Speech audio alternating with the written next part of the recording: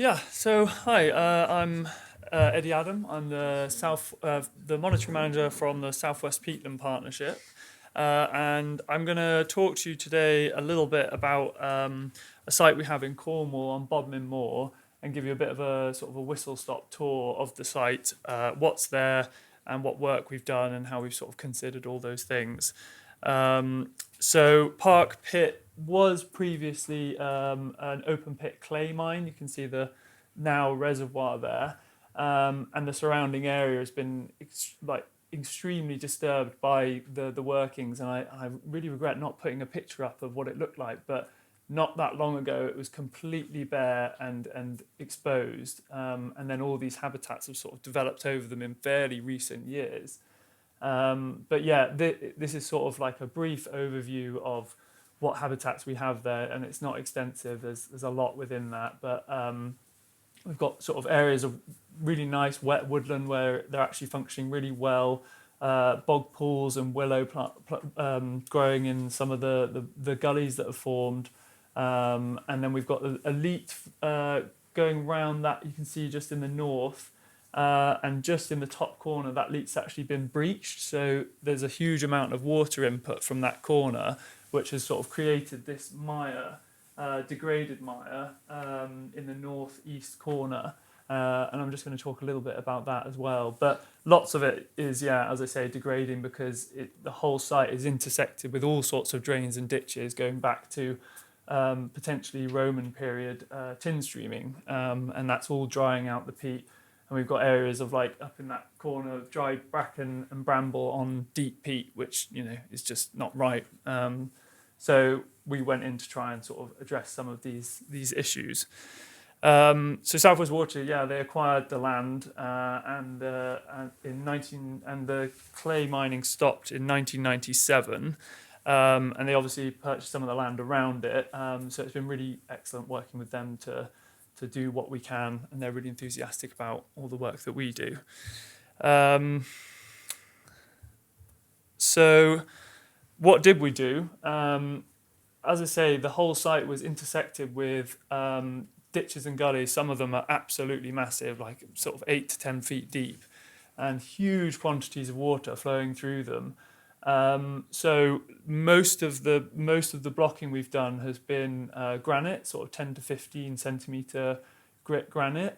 Just because of the quantity and velocity of the water going through, you need something to really stop it and hold it in place. And as you can see, it has been largely really, really successful. These really big granite dams then backfilled with peat to sort of seal them up. And it is just remarkable how quickly they have vegetated and become solid. It's really, really amazing to see. So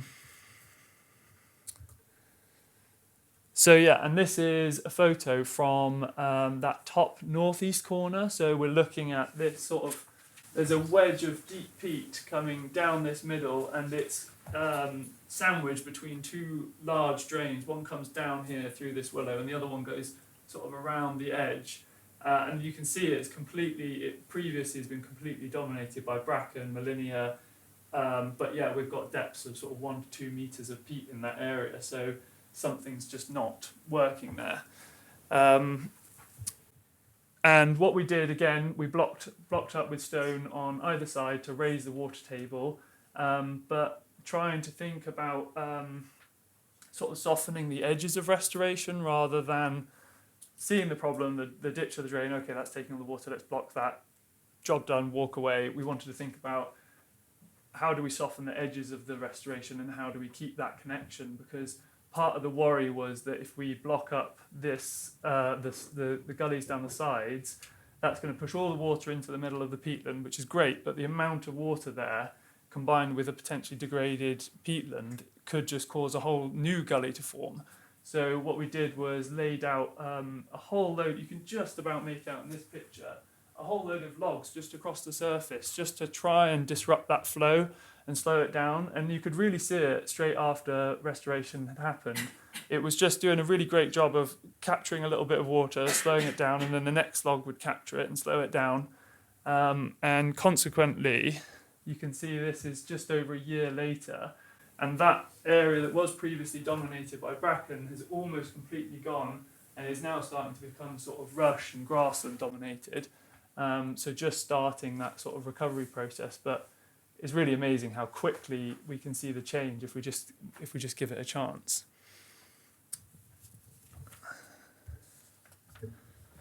So it's a very brief talk, but to bring it back to sort of mosaics and the theme of this talk, the main aim that we're always trying to do is restoring function. We always talk about function, and we're trying to look at what habitats, what systems are trying to exist in this landscape and maybe struggling to do so, and what can we do to try and bring back that function.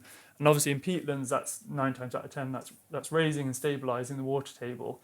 And I think the last thing that I was going to mention was this, my little area of inspiration from this site. So this is the bog beacon, which is a little fungus which grows in ditches and leaf litter, and is sort of all across the wet woodland in this site. It's a little fungus that grows in little tiny, beautiful little orange spots all across the site.